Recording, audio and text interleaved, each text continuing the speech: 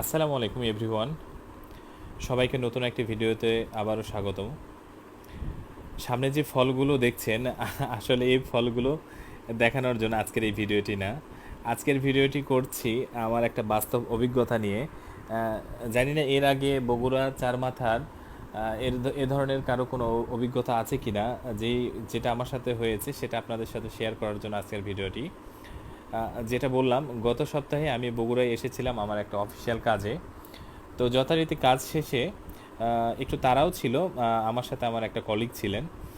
আমরা সচরাচর কাজটি শেষ করে যথারীতি কাজ শেষ করে বগুড়া কোর্ট থেকে একটা রিক্সা বা অটো রিক্সা করে আমরা চারমাথাতে আসি। চারমাথাতে আসার পর আমরা ভাবলাম, যেহেতু এখন ট্রেনের কোনো শিডিউল নেই, আমরা কত দ্রুত একটু সান্তাহার পৌঁছাবো। তার জন্য ভাবলাম তাহলে বেটার অপশন হবে সিএনজিতে। এখন সিএনজি স্ট্যান্ডে আসার পর বাহারি রকমের ফল আপনারা দেখতে পাচ্ছেন।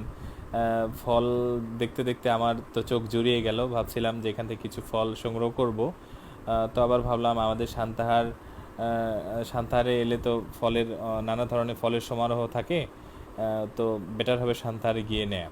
যা হোক, এখান থেকে অবশ্য কোনো ফল নেওয়া হয়নি। পরবর্তীতে আমি এবং আমার কলিগ মিলে ট্রাই করলাম যে সিএনজিতে কীভাবে দ্রুত সান্তাহারে পৌঁছানো যায়। তো এখানে একটা সিএনজি সামনে, বেশ কয়েকটা সিএনজি দেখতে পাচ্ছেন। আমরা ট্রাই করছিলাম যে আসলে ভাড়া কত নেবে। শেষে ভাড়াও ঠিক করলাম, কিন্তু ইতিমধ্যে হলো কি, সামনে যে দু একটা বাস দাঁড়ানো আছে, এই দুই একটা বাসের যে হেল্পার বা কন্ট্রাক্টর যারা আছেন, ওনারা এসে আমাদের সাথে কিছুটা বাগ বেতনটা শুরু করলো যে আপনারা কোনোভাবে সিএনজিতে যেতে পারবেন না, আপনাদের বাসেই যেতে হবে। এখন আমার কথা হচ্ছে, আমার যদি খুব বেশি প্রয়োজন হয়, নিশ্চয়ই আমি বাসে যাব না, কারণ বাসে 30 থেকে 35 জন মিনিমাম যাত্রী না হলে তো কখনো ছাড়বে না। আর একসাথে এতগুলো যাত্রী কখনো তো হয় না, অনেক সময়ের ব্যাপার। তো আমার মতো আরও বেশ কিছু ওখানে প্যাসেঞ্জার ছিলেন যারা মূলত সান্তাহার বা আদমদিঘি গামী যাওয়ার জন্য প্রস্তুত ছিলেন, কিন্তু কোনোভাবেই ওনারা এখান থেকে সিএনজিতে লোড দিতে দিবে না।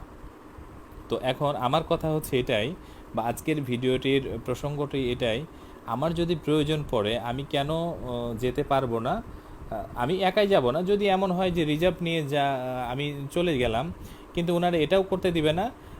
তো তাহলে যদি নাই করতে দেয়, তাহলে এখানে এই সিএনজিগুলো কী জন্য আছে? সিএনজির জন্য আলাদা একটা স্ট্যান্ড থাকবে, সেখানে মানুষ দর কষাকষি হোক বা যেটাই ভাড়া বিনিময় এর মাধ্যমে সিএনজি নিয়ে চলে যাবে যে যার গন্তব্যে। তো যদি এখান থেকে সিএনজি তারা লোড দিতে নাই দেয়, সিএনজি স্ট্যান্ডগুলো এখানে কেন করা হলো, বা যাত্রীগুলো এখন কেন এখানে দাঁড়িয়ে আছেন? অনেকের তো খুব বেশি প্রয়োজন পড়ে দ্রুত যাওয়ার। তো কোনো উপায় অন্তর না পেয়ে আমরা এখানে তাদের সাথে পারলাম না। যথারীতি বাসওয়ালা ওনারা এসে বললেন, আপনাদের এখান থেকে যদি একটা সিএনজি বের হয় তাহলে এটা নিয়ে খুব খারাপই হবে, আপনারা বেটার বাসে যান। তো আমরা কোনো উপায়ন্তর না পেয়ে সিএনজিওয়ালাকে আমরা ইশারা করলাম, আপনারা একটু সামনে যান, বা ওনারাই আমাদেরকে শিখিয়ে দিলেন, আপনারা একটু সামনে গিয়ে দাঁড়ান, আমরা আসতেছি, দু একজন যাত্রী নিয়ে যদি হয় আমরা আসতেছি। তবে আমরা তাদের সাথে পারিয়ে না ওঠার কারণে আমি আর আমার কলিগ বললাম, ঠিক আছে ভাই, আমরা এদের সাথে এভাবে পারবো না, আমরা বেটার অল্টারনেটিভ একটা ওয়ে দেখি। দেখেন সামনে একটা সিএনজিতে কিন্তু যাত্রী নিয়ে যথারীতি ওনারা রওনা দিলেন। এভাবে আমরাও আমাদের মতো করে সামনে একটু দাঁড়ালাম। ওখান থেকে একটা ফাঁকা সিএনজি এসে আমাদেরকে তুলে নিল। আর গত বছর আমার এখানে আরও একটা বাজে অভিজ্ঞতা হয়েছিল। আমি খুব শীতকালে এসে এখানে সকালবেলা নেমেছি। তো 500 টাকা দিয়ে একটা সিএনজি রিজার্ভ নিলাম, আদমদিঘি বা সান্তাহার পর্যন্ত আসবো। তো এখান থেকে যেই বাসের হেল্পারগুলো, উনি সকালবেলা এসে আমার সাথে এমন একটা ভাব করলেন যে এখান থেকে কোনোভাবে যাওয়া যাবে না, আপনাকে পুরো বাসটাই রিজার্ভ নিয়ে যেতে হবে, নতুবা আপনার অন্যভাবে যেতে হবে, এখান থেকে আপনি কোনোভাবেই যেতে পারবেন না বাসে ছাড়া। পরবর্তীতে এই একই অবস্থা করে একটা সিএনজি আমাকে অন্য একটি পথ দিয়ে আমাকে সান্তাহারে পৌঁছে দিয়েছেন। তো এই বাস্তব অভিজ্ঞতা এখানে মাঝে মাঝে হয় যে কারো কোনো স্পেশাল প্রয়োজন হওয়া সত্ত্বেও আপনি সিএনজি নিয়ে যেতে পারবেন না। আমাদের সাথে এটি নিয়ে 2 থেকে 3 বার হলো।